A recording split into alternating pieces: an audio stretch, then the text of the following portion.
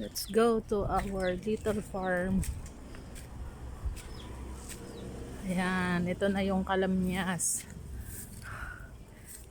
Wala pa siyang 1 taon.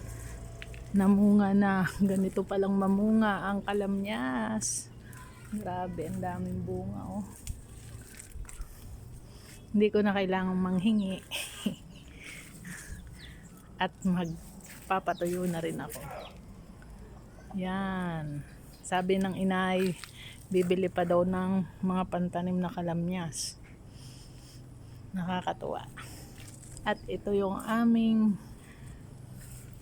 forever malunggay.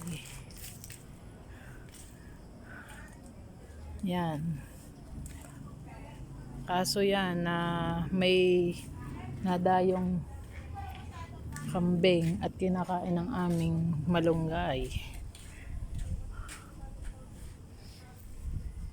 Ito ang aming papaya.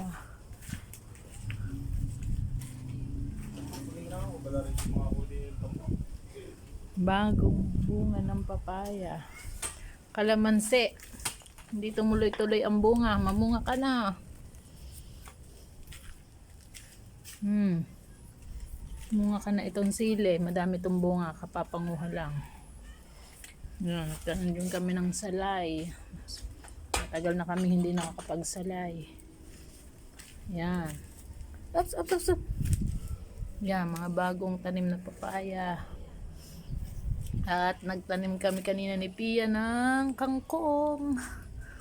Ayan, kangkong.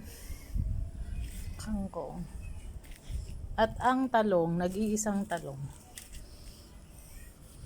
Iisang talong. Yan. Buhay kaya itong tuba?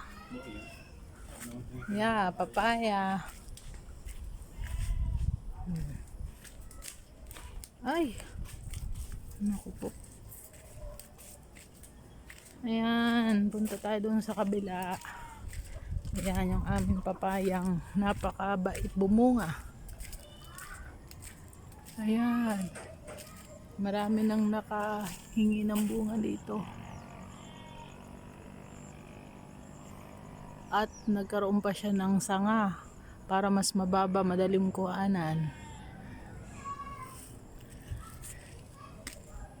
Yan, meron ding saging na saba. Nawa mamunga na to, tagal na. Marami na siyang naging mga anak at itinanim dito. Yan. Tananim namin dito. At ito yan ang mga kamuting kahoy. Pinatanim namin kay Inchik. Kamuting kahoy. Ilang buwan na lang ay makakapamuhan na ng kamuting kahoy. Ito, yun si papaya. Ba, bunga din naman. Sarap magtanim. Pero hindi madaling alagaan.